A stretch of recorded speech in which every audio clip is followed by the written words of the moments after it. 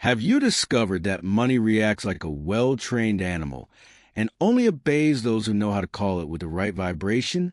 When you discover how to direct it, it doesn't just appear, but multiplies in remarkable ways. There are invisible forces that determine how much money comes into your life and how much leaves, and even laboring diligently you may experience something blocking this energy. In 1925, Florence Scovel Shinn, a pioneering expert of spiritual science, uncovered something revolutionary. Money doesn't answer to need, but to authority. During the Great Depression, she taught ordinary women to command their money, and many expanded their income in the midst of the worst economic crisis in history. The first principle is a decree of divine multiplication. Florence taught that money is a form of aware energy that operates by specific laws. Money reacts to the vibration of authority much more than to that of need. When you approach money as one who begs, you drive off it. When you approach it as one who commands, you pull it. Money works like a well-trained soldier. If the commander hesitates, the soldier doesn't act. But when the order is definite and strong, money responds. In New York, Florence taught her students to take greater authority. Each morning, facing the mirror, they will position themselves upright, take deep breaths, and declare, "Divine money, I command you to expand in my life now.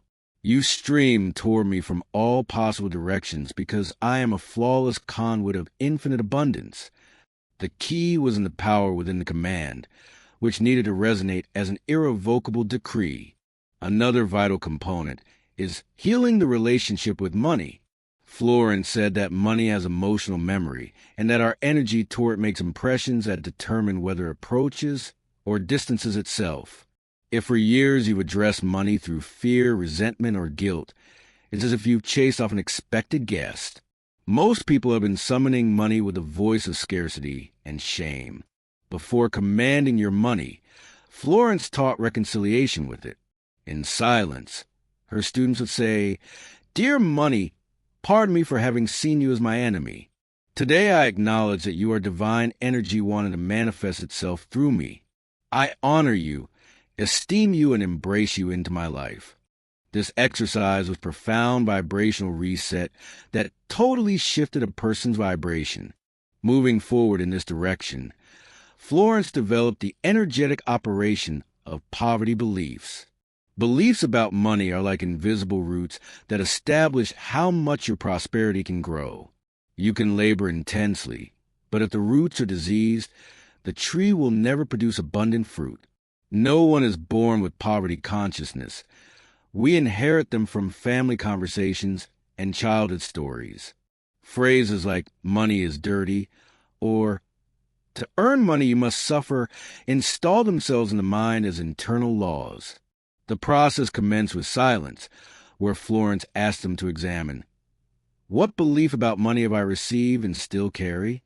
Once recognized, they would say, "This belief is not mine. I return it." My mind becomes clean and open to receive the divine truth about abundance. Then they would establish new beliefs such as, "I am an inheritor of infinite abundance," or "Money moves toward me effortlessly." Beyond this, Florence taught the difference between desiring and demanding. Desires arises from lack. It's viewing what you want while feeling it's far away. Demand emerges from a knowledge that something already is yours by divine right. To desire is to say, "I don't have," creating more experiences of not having. To demand is to announce, "It's mine, and I receive it now," triggering invisible forces. In this context, another principle is to create instead of competing. Florence repeated, "Never fight over money. Create it." Competing implies scarcity.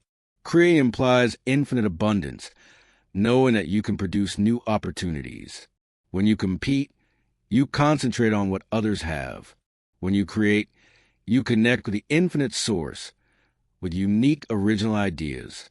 Each person has a particular talent for creating wealth that, when expressed, not only produces income, but blesses others. Likewise, Florence taught the decree of complete dominion. It was an act of absolute control over one's own financial kingdom. The decree was, by my divine authority as heir and creator of all abundance, I decree that my financial reality transforms now. I command that all invisible forces operate to multiply my money perpetually. The secret lies in recognizing that the power to transform is already within you, and upon voicing it, the universe responds to obey. Moreover, Florence taught the sacred blueprint of your abundance. The universe needs precise directions. It was about defining how much, how, when, and for what you would receive. Her students committed a daily moment to answer, how much money do I want? From what sources? How do I want to experience when receiving it? The more details, the easier for the universe to materialize. The design must be developed from a consciousness of shared abundance. Bearing this in mind, the last step is to preserve prosperous consciousness. Awakening abundance is the first part. Mastery lies in maintaining it. Maintaining requires regular awareness, upholding the internal state that summons it. This state is made of gratitude, certainty, and openness to receive. A key principle was to start each day with anticipatory gratitude, not only for what you already have, but for the abundance approaching. When you offer appreciation in advance, you give a universe a signal that you've already received. Another practice was to mentally sanctify all money seen circulating, preventing envy from polluting your vibration. It's worth noting that generous contributing was essential. It was about supporting causes that expanded abundance in the world. Giving with joy was like sowing in fertile ground. What you give flows back multiplied. The key element is to feel that you participate in the universal flow. What you withhold out of fear stagnates. What you give with love multiplies. Another key was to shield your mind, staying away from environments loaded with scarcity, because your consciousness is the attractor of your experience. Florence closed with a powerful reminder. You are not a subject of economic circumstances. You are the architect of your financial reality.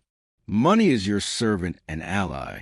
Now reassert your commitment by saying, I decree that my prosperity increases perpetually in perfect harmony. I give with joy, receive with gratitude, and preserve the infinite flow of my wealth. If these words resonated, write in the comments, I decree, to confirm your commitment. Share this video with someone who needs to recognize their creator of their reality.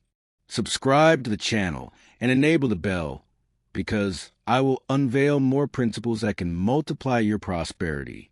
Abundance doesn't come to those who pause, but to those who command.